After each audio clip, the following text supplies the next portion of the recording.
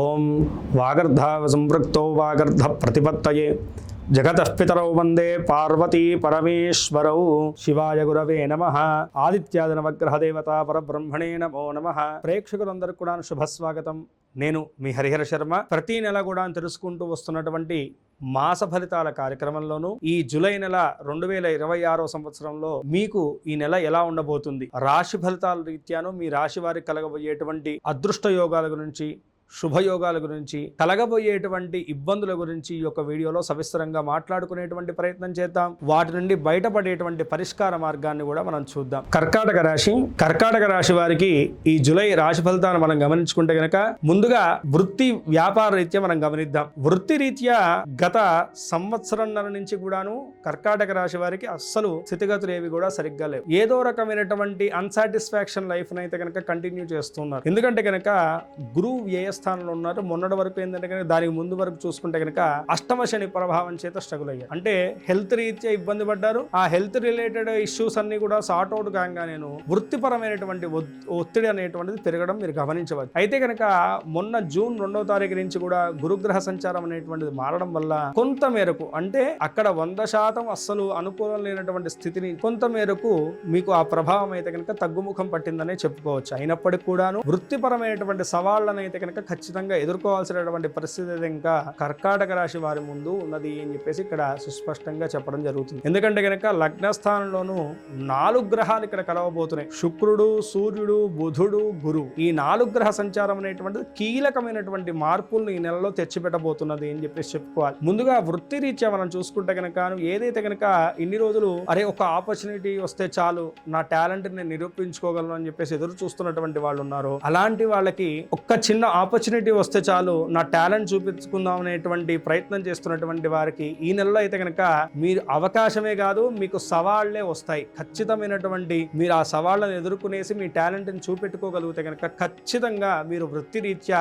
మంచి ఎదుగుదలను అయితే కనుక పొందగలుగుతారని చెప్పేసి చెప్పుకోవాలి. వ్యాపారస్తులు అయితే కనుక ఈ సమయంలో ఏంటంటే కనుక అతి ముఖ్యంగా లాస్ట్ లో వచ్చేటువంటి 3-4 వారాల్లో చేసేటువంటి లావాదేవీల్లో గానీ, షూరిటీల్లో గానీ, పెట్టుబడులలో గానీ చాలా జాగ్రత్త వహించాలండి. ఏ మాత్రము చిన్నపాటు పొరపాటు స్టెప్ వేసినా సరే అది భారీ నష్టాన్ని అయితే కనుక మీకు చెవి చూడాల్సినటువంటి పరిస్థితి కనపడుతుంది. ఎందుకంటే బుధుడు వక్రించి మళ్ళీ మిథున రాశిలోకి, అంటే మీకు వ్యయస్థానంలోకి మారడం వల్ల భారీ నష్టం వాటిల్లేటువంటి సూచనలు ఉన్నాయి. కాబట్టి వ్యాపారస్తులు లాస్ట్ వచ్చేటువంటి 3-4 వారాలు, అంటే 17వ తారీఖు తర్వాత మాత్రం చాలా జాగ్రత్త వహించాల్సిందిగా ఇక్కడ సూచనీయం. ఇక వృత్తి రీత్యా చెప్తున్నా కదండి, సవాళ్లను ఎదుర్కోవాలి, ప్రతి స్ట్రెస్ ని తీసుకోవాలి. ఎంత భారాన్నైనా సరేను మీరు అనుకూలంగా మార్చుకుంటేనే మీరు సర్వే అవ్వగలుగుతారు మీ యొక్క కెరియర్ వైజ్ గా అని చెప్పేసి బాగా గుర్తుంచుకోండి. ఇక విద్యార్థుల యొక్క స్థితిగతులను మనం గమనించుకుంటే గనక విద్యార్థులకు మొదటి 2 వారాలు కూడాను కొంతమేరకు అనుకూలమైనటువంటి స్థితిగతులు కనపడుతున్నాయండి. ఆఖరిన 3-4 వారాల్లో మీరు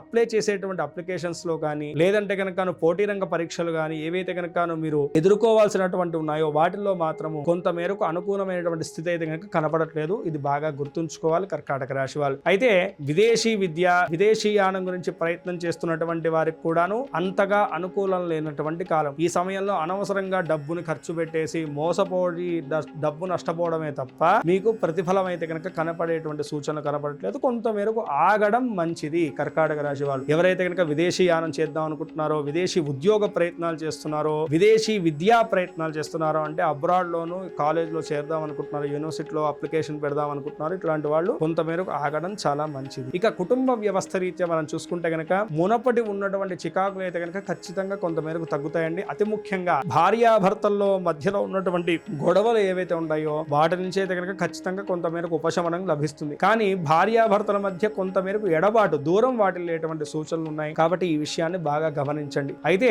కుటుంబం వ్యక్తుల యొక్క అనారోగ్య సమస్యలు మాత్రము కొంత మేరకు ఇంటి యజమాని మాత్రం కొంత మేరకు ఇబ్బంది పెట్టేటువంటి సూచనలు కనపడుతున్నాయి. మీకు మీ పరంగా మనం చూసుకుంటే కనుక ఏవైతే కనుక ఇష్యూస్ ఉన్నాయో, అంటే ఏదన్నా గొడవలు కానీ, ల్యాండ్ ఇష్యూస్ కానీ, లేదంటే కనుక కోర్టు ఇష్యూస్ కానీ, ఏవైతే కనుక ఆస్తి తగాదాల విషయాలు ఉన్నాయో వాటిలో కూడాను సామరస్యమైనటువంటి చర్చల వల్లను అవి ఒక కొలిక్కి వచ్చేసి మీకు అనుకూలంగా మారేటువంటి సూచనలు అయితే కనపడుతున్నాయి. ఇక ప్రేమ జీవన విషయాన్ని మనం గమనించుకుంటే కనుక మొదటి 2 వారాలు మినహాయించేసి మిగతాదంతా కూడా బాగుందండి. ఇద్దరి మధ్య ఏదైతే కనుక ఆ యొక్క కాలం ఉంటుందో, ఇద్దరు గడిపేటువంటి కాలం ఉంటుందో ఎంతో సంతోషంగా ఆహ్లాదంగా ఇద్దరు కూడాను జీవించగలుగుతారు. కానీ ఏదున్నా సరే మీ మనస్సులో ఉన్నటువంటి చెప్పేటువంటి మాట అవతల వారి మీద రుద్దకుండా సామరస్యంగా వాళ్ళకి అర్థమయ్యేట్టుగా చెప్పేటువంటి ప్రయత్నం చేయండి. తద్వారా వచ్చేటువంటి ఆ మాట పట్టింపులు కానీ దూరం కానీ కలగకుండా ఉంటాయి. ఇక ఆర్థిక వ్యవస్థ రీత్యా చూసుకుంటే కనుక ముందుగా ఆర్థిక పరంగా చూసుకుంటే కనుక అండి అంతగా అనుకూలించేటువంటి కాలం కాదు. జాగ్రత్తగా ఉండాలి. రెండు విషయాలు, వచ్చేటువంటి విషయంలో మీరు సంపాదించేటువంటి విషయంలో కూడా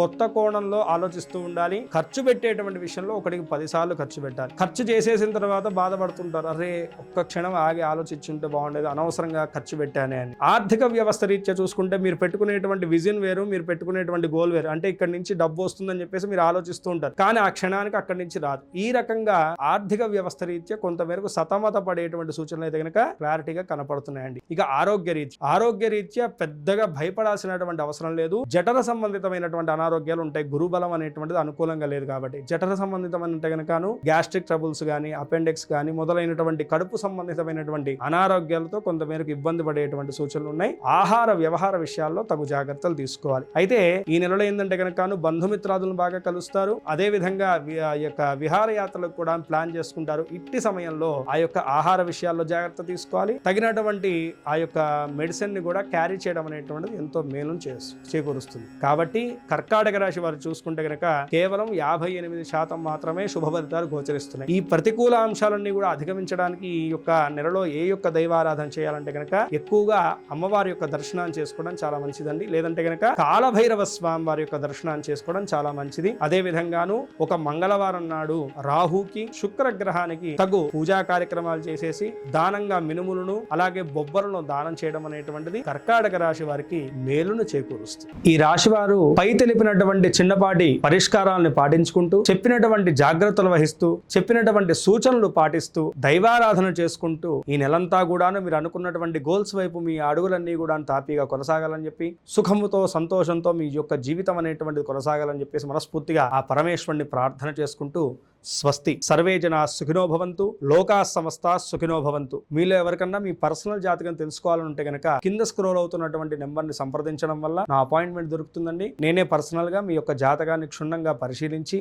మీకున్నటువంటి దోషాలకు పరిష్కార మార్గాన్ని, యోగాలకు శుభకాలాన్ని ఖచ్చితంగా మీకు సవిస్తరంగా తెలియజేసేటువంటి ప్రయత్నం చేస్తాం. స్వస్తి.